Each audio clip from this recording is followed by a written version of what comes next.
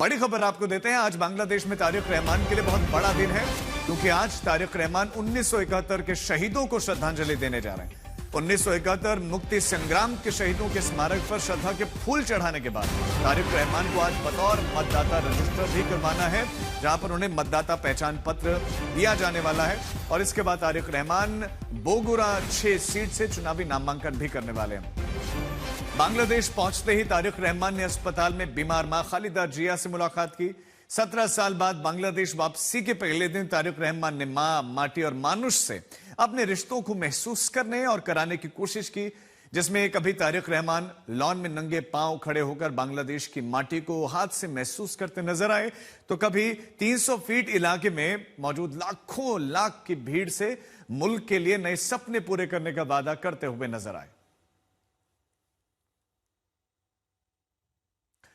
तो तारिक रहमान की 17 सालों के बाद वापसी हुई है और उनकी वापसी के बाद बांग्लादेश की सियासत में नई उम्मीदें देखी जा रही हैं।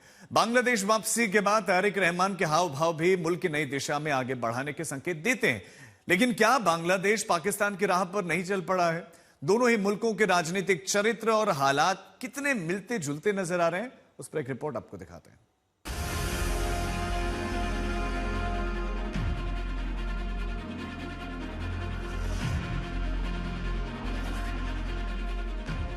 ढाका में उमड़ा ये अथाह समंदर उम्मीदों का है। अराजकता के भंवर में फंसाए जा रहे बांग्लादेश को बाहर निकालने के सपनों का है। बांग्लादेश ही नहीं, पूरी दुनिया की निगाहें आज बांग्लादेश में होने वाले इंतखाब पर हैं, जिसके बाद मुल्क में नई हुकूमत के कायम होने के आसार हैं।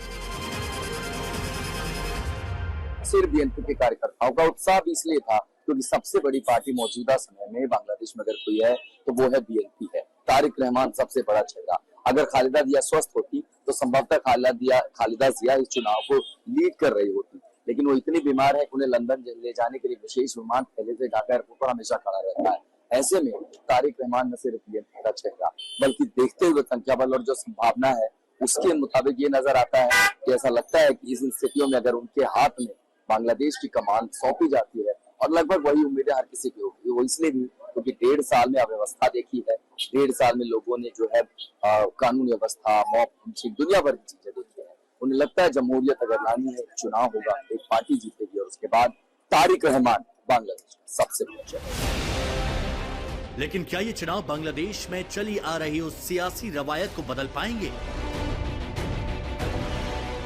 ये सवाल इसलिए है क्योंकि बांग्लादेश में 12 फरवरी से होने वाले चुनाव में आवामी लीग को चुनाव लड़ने पर रोक है। अमेरिका के विदेश मामलों की समिति ने आवामी लीग को चुनाव से बाहर रखने का विरोध किया है। 2024 के विद्रोही छात्र नेता उस्मान हादी के चुनाव लड़ने के ऐलान के साथ ही हत्या कर दी गई। उस्मान हादी के परिवार ने हत्या का जिम्मेदार यूनुस सरकार को बताया।